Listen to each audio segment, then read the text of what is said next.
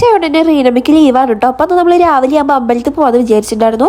അപ്പോൾ പൊക്കിനകത്തൊക്കെ പോയിട്ട് നമ്മൾ നേരെ വളയനാടുള്ള ദേവീക്ഷേത്രത്തിലേക്കാണ് പോകുന്നത്. ഇതിന് മുന്നേ ഞാൻ 2 വട്ടം ഇവിടെ വന്നിട്ടുണ്ട് കേട്ടോ. ഇവിടെ ഏറ്റവും വലിയ ടാസ്ക് കാറ് പാർക്ക് ചെയ്യാൻ വേണ്ടിയിട്ടായിരുന്നു കേട്ടോ. അങ്ങനെ കാറൊക്കെ സൈഡാക്കി നമ്മൾ അമ്പലത്തേക്ക് നടക്കാൻ കേട്ടോ. ഇവിടുത്തെ മെയിൻ ഹൈലൈറ്റ് പറഞ്ഞ് നമ്മൾ അമ്പലത്തിൻ്റെ ഉള്ളിലേക്ക് കയറണമെങ്കിൽ കുറേ സ്റ്റെപ്പ് ഇങ്ങനെ കയറി പോകണം കേട്ടോ. ജിമ്മിൽ പോകണോണ്ട് ഞാൻ വിചാരിച്ചു എനിക്ക് സിമ്പിളായിട്ട് കയറാൻ പറ്റുന്നു. പക്ഷേ എനിക്ക് കാല് നന്നായി കടഞ്ഞു ഗൈസ്. ഇങ്ങനെ കയറി എത്തുമ്പോഴേക്കും റീനമ്മേനെ വഴിപാട് ചീറ്റാക്കാൻ പോയിട്ടുണ്ട്. ഞാനും അന്തർശാനും പുറത്തു നിന്നു. പിന്നെ നമുക്ക് മുട്ടറക്കാനുള്ള നാളികേരം വേണമായിരുന്നു. അങ്ങനെ ഞങ്ങൾ രണ്ടുപേരും വീണ്ടും താഴത്തേക്ക് ഇറങ്ങിയിട്ട് നാളികേരം നോക്കാൻ കേട്ടോ. പല റേറ്റിലുള്ള നാളികേരം ഉണ്ട്. 26, 28, 30 രൂപ അങ്ങനെ പല റേറ്റിലുള്ള നാളികേരം ഉണ്ടായിരുന്നു. ഇതിൽ വ്യത്യാസം എന്താണെന്ന് എനിക്ക് മനസ്സിലാവണില്ല. അപ്പോൾ ഞങ്ങൾ 30 രൂപയുടെ 2 നാളികേരം വാങ്ങിച്ചു കേട്ടോ. ഞങ്ങൾ കയറ്റം കയറിയൊക്കെ എത്തി വരുമ്പോഴേക്കും റീനമ്മേന്റെ ഷീറ്റൊക്കെ ആക്കി നിൽക്കുന്നുണ്ടായിരുന്നു. പിന്നെ നമ്മൾ അമ്പലത്തിൽ കയറി നന്നായി പ്രാർത്ഥിച്ചു. പിന്നെ വീഡിയോസ് ഒന്നും എടുത്തില്ല കേട്ടോ. പിന്നെ ഈ ഒരു വീഡിയോ എന്ന് പറയുന്നത് നമ്മൾ തൊഴുതിറങ്ങിയതിന് ശേഷമുള്ള വീഡിയോ ആണ് കേട്ടോ.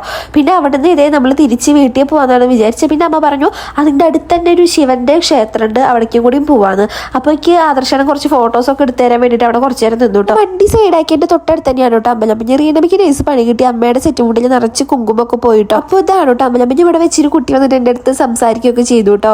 വീഡിയോ കാണാറുണ്ടെന്നൊക്കെ പറഞ്ഞത് ഭയങ്കര സന്തോഷം തോന്നിട്ടോ. പിന്നെ ഇതാ നമ്മൾ തൊഴുത് നന്നായി പ്രാർത്ഥിച്ചു. ഞങ്ങൾ കയറിയ സമയത്ത് അവിടെ നട പൂട്ടിയിട്ടുള്ള പൂജയായിരുന്നു. അപ്പോൾ തൊഴാൻ വേണ്ടിയിട്ട് കുറച്ച് നേരം അവിടെ നിൽക്കേണ്ടി വന്നു കേട്ടോ. പിന്നെ റീനമ്മയ്ക്ക് ഇത് ആദർശാണ് ചന്ദന ദേ ആകെ ഇങ്ങനെ വാരി വലിച്ച് തൊട്ട് കൊടുത്തിട്ടുണ്ടായിരുന്നു. അപ്പോൾ റീനമ്മ തിരിച്ചും മോനെ അങ്ങോട്ട് സ്നേഹിച്ചു. വലിയ കുറി നീട്ടിയിട്ട് അങ്ങോട്ട് വരച്ചു കൊടുത്തിട്ടുണ്ടായിരുന്നു കേട്ടോ. അല്ലെങ്കിൽ ഇത് നേരെ ഓപ്പോസിറ്റ് എനിക്കാണ് കിട്ടാറ് കേട്ടോ. അത് കാരണം കുറി കിട്ടിയ ഉടൻ തന്നെ ഞാൻ വേഗം ചെറിയൊരു കുറി തൊട്ടു. അങ്ങനെ നമ്മൾ അവിടെ നേരെ വീട്ടിലേക്ക് ഇറങ്ങിയിട്ട് അപ്പോൾ പോണ വഴിക്ക് ചായ കുടിച്ച് പോകാമെന്ന് വിചാരിച്ചു. അപ്പോൾ കുറ്റിക്കാട്ടൂർ എത്തിയപ്പോൾ നമ്മൾ ഗ്രീൻ പാലസിലേക്ക് ഇറങ്ങി. അപ്പോൾ അവിടെ നിന്ന് പൊറാട്ടയും പിന്നെ എന്താ ഇഷ്ടുക്കറി മീൻകറി അങ്ങനെയൊക്കെ എന്തൊക്കെ വാങ്ങിച്ച് നമ്മൾ ഫുഡൊക്കെ കഴിച്ചു. പിന്നെ നമുക്ക് കുറച്ച് ഫർണിച്ചറൊക്കെ നോക്കാണ്ടായിരുന്നു. അപ്പോൾ അതൊക്കെ ഒന്ന് പോയി നോക്കി. പിന്നെ തിരിച്ച് പോണ വഴിക്ക് നമുക്ക് ഭയങ്കര ദാഹം ഉണ്ടായിരുന്നു. പൊറോട്ട കഴിച്ചാൽ ഓൾറെഡി ദാഹം ഉണ്ടാവുമല്ലോ.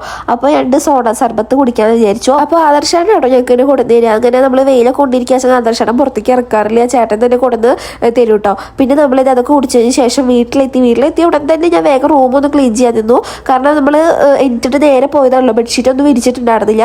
അങ്ങനെ അതൊക്കെ ഒന്ന് കുടഞ്ഞ് വിരിച്ച് റൂമൊക്കെ അടിച്ചു വരിട്ടു. പിന്നെ നമുക്ക് ബീഫ് വാങ്ങിച്ചിട്ടുണ്ടായിരുന്നു. കറി ഉണ്ടാക്കേണ്ട തിരക്കിലായിരുന്നു കേട്ടോ. കുരുമുളക് പൊടി കഴിഞ്ഞിട്ടുണ്ടായിരുന്നു. അപ്പോൾ ഞാൻ വേഗം അതൊക്കെ പൊടിച്ചെടുത്തു കേട്ടോ. പിന്നെ ഇത് വേഗം അടിച്ചോരി തുടച്ചു. ബീഫ് കറിയൊക്കെ സെറ്റ് ആയിട്ടുണ്ടായിരുന്നു കേട്ടോ. എനിക്ക് ഭയങ്കര ഇഷ്ടപ്പെട്ടിട്ടുണ്ടായിരുന്നു. പക്ഷേ നല്ല ടേസ്റ്റ് ഉണ്ടായിട്ടാ. അങ്ങനെ അടുക്കളയത്തെ എല്ലാ യുദ്ധങ്ങളൊക്കെ കഴിഞ്ഞ് ഞാനൊന്ന് പോയി ഇരിക്കാന്ന് വിചാരിച്ചു. ഭയങ്കര ചൂടല്ലോ നമ്മൾ അടുക്കളയിൽ നിൽക്കുമ്പോഴേക്കും പെട്ടെന്ന് വയർത്ത് ഒലിക്കും കേട്ടോ. അപ്പോൾ ഞാൻ ഹോളിൽ പോയി നോക്കി പാദർശട്ടെ ഇതാ ഇവിടെ കിടക്കുന്നത്. പിന്നെ റീനമ്മ മറ്റേ റാഗിയുടെ ഇതൊക്കെ വെള്ളം ഉണ്ടാക്കി കൊടുത്തിട്ടുണ്ട്. പിന്നെ ബീഫ് ടേസ്റ്റ് ചെയ്യാൻ തരുമോ ചോദിച്ചപ്പോൾ ഞാൻ ഇത് കുറച്ച് പാത്രത്തിൽ എടുത്തു കൊടുത്തു കേട്ടോ. പിന്നെ ഫുഡൊക്കെ വിളമ്പി നമ്മൾ 3 പേരും കൂടിയിട്ട് ഫുഡ് കഴിക്കാണ്ടിരുന്നു കേട്ടോ. അപ്പോൾ എല്ലാവർക്കും നല്ല അഭിപ്രായമായിരുന്നു കേട്ടോ ബീഫ് കറിക്ക്. അപ്പോൾ നമ്മുടെ വീഡിയോ ഇത്രയേ ഉള്ളൂ. ബൈ.